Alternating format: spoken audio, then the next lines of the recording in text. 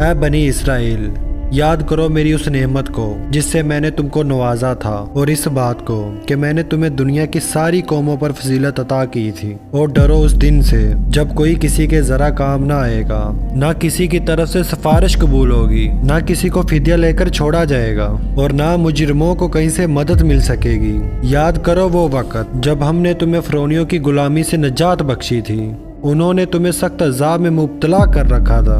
तुम्हारे लड़कों को ज़िबा करते थे, तुम्हारी लड़कियों को जिंदा रहने देते थे, और इस हालत में तुम्हारे रब की तरफ से तुम्हारी बड़ी आजमाइश थी। याद करो वो वक़्त जब हमने समुंदर फाड़ कर तुम्हारे लिए रास्ता बनाया, फिर उसमें से तुम्हें बखैरियत गुजरवा दिया, फिर वहाँ तुम्हारी आंखों के सामने फ़िरौनियों को गर्काब किया। याद करो जब हमने मूसा को 40 शबाना रोज की करारदाद पर बुलाया, तो उसके पीछे तुम बछड़े को अपना मबूद बना बैठे। उस वक़्त तुमने बड़ी ज्यादती की थी, मगर इस पर भी हमने तुम्हें मुआफ कर दिया कि शायद अब तुम शुक्रगुजार बनो। याद करो ठीक उस वक़्त जब तुम ये जुल्म कर रहे थे, हमने मूसा को किताब और फुरकान अता की ताकि तुम इसके जरिए से सीधा रास्ता पा सको। याद करो जब मूसा ये नेमत लिए हुए पलटा, तो इसने अपनी कौम से कहा कि लोगों, तुमने बछड़े को मबूद बनाकर अपने ऊपर सख्त जुल्म किया है, लिहाजा तुम लोग अपने खालिक के हजूर तौबा करो और अपनी जानों को हलाक करो। इसी में तुम्हारे खालिक के नज़दीक तुम्हारी बेहतरी है। उस वक़्त तुम्हारे खालिक ने तुम्हारी तौबा कबूल कर ली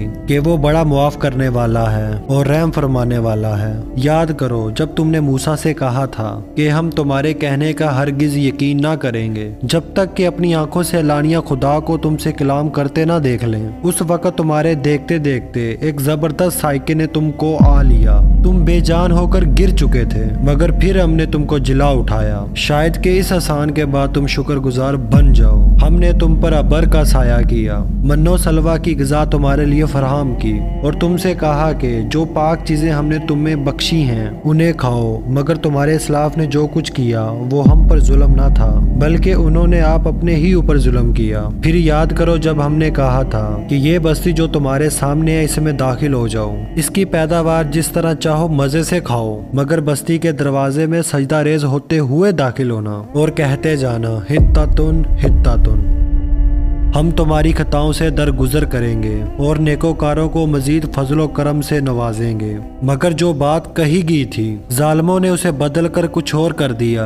आखिरकार हमने जुल्म करने वालों पर आसमान से अजाब नाजिल किया। ये सजा थी उन नाफरमानियों की जो वो कर रहे थे। याद करो जब मूसा ने अपनी कौम के लिए पानी की दुआ की, तो हमने कहा कि फलां चट्टान पर अपना आसा मारो। चुनाचा उसमें से 12 चश्मे फूट निकले और हर कबीले ने जान लिया कि कौन सी जगह उसके पानी लेने की है। उस वक्त ये हदायत कर दी गई थी कि अल्लाह का दिया हुआ रिज़्क खाओ पियो और जमीन में फसाद ना फैलाते फिरो। याद करो जब तुमने कहा था कि ऐ मूसा, हम एक ही तरह के खाने पर सब्र नहीं कर सकते, अपने रब से दुआ करो हमारे लिए जमीन की पैदावार, साग, तरकारी, गेहूं, लहसुन, दाल वगैरह पैदा करे। तो मूसा ने कहा, क्या एक बेहतर चीज के बजाय तुम अदना दर्जे की चीजें लेना चाहते हो? अच्छा, किसी शहर आबादी में जा रहो, जो कुछ तुम मांगते हो वहाँ मिल जाएगा। आखिरकार नौबत यहाँ तक आ पहुंची कि जिल्लत, खवारी और पस्ती, बदहाली उन पर मुसल्लत हो गई और वो अल्लाह के गज़ब में घिर गए। ये नतीजा था इसका कि वो अल्लाह के आयात से कुफर करने लगे और पैगंबरों को नाहक कत्ल करने लगे। ये नतीजा था उनकी नाफरमानियों का और इस बात का कि वो अल्लाह के हदूद शरा से निकल जाते थे। यकीन जानो कि नबी अरबी को मानने वाले हों, यहूदियों, ईसाइयों या स्वाबी,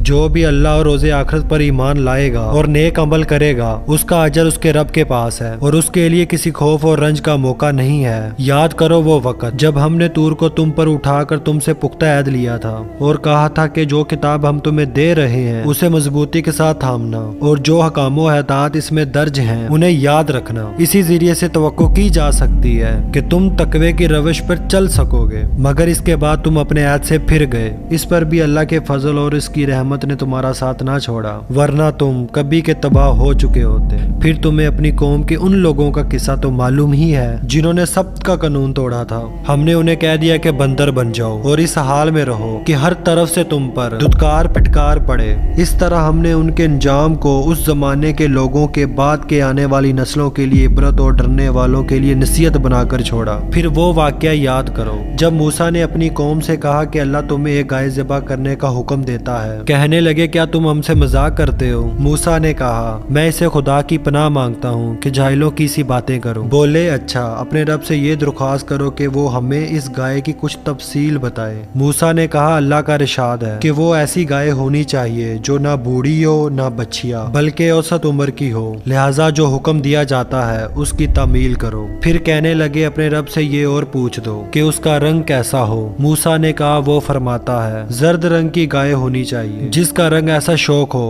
कि देखने वाले का जी खुश हो जाए। फिर बोले अपने रब से साफ साफ पूछ कर बताओ कि कैसी गाय मतलूब है, हमें इसकी तईन में इश्तबाह हो गया है, अल्लाह ने चाहा तो हम इसका पता पा लेंगे। मूसा ने जवाब दिया कि अल्लाह कहता है कि वो ऐसी गाय है जिससे खिदमत नहीं ली जाती, न जमीन जो होती है न पानी खींचती है, सही सालम और बेदाग हो। इस पर वो पुकार उठे कि हाँ अब तुमने ठीक पता बताया है। फिर उन्होंने उसे ज़िबा किया, वरना वो ऐसा करते मालूम ना होते थे। फिर तुम्हें याद है वो वाकया जब तुमने एक शख्स की जान ली थी, फिर उसके बारे में झगड़ने और एक दूसरे पर कत्ल का इल्जाम थोपने लगे थे, और अल्लाह ने फैसला कर लिया था कि जो कुछ तुम छुपाते हो उसे खोल कर रख देगा। उस वक्त हमने हुक्म दिया कि मकतूल की लाश को उसके एक हिस्से से ज़रब लगाओ। देखो इस तरह अल्लाह मुर्दों को जिंदगी बख्शता है और तुम्हें अपनी निशानियां दिखाता है ताकि तुम समझो। मगर ऐसी निशानियां देखने के बाद भी आखिरकार तुम्हारे दिल सख्त हो गए, पत्थरों की तरह सख्त, बल्कि सख्ती में कुछ इनसे भी बड़े हुए, क्योंकि पत्थरों में से तो कोई ऐसा भी होता है जिसमें से चश्मे फूट बहते हैं, कोई फटता है उसमें से पानी निकल आता है, और कोई खुदा के खौफ से लरज कर गिर भी पड़ता है।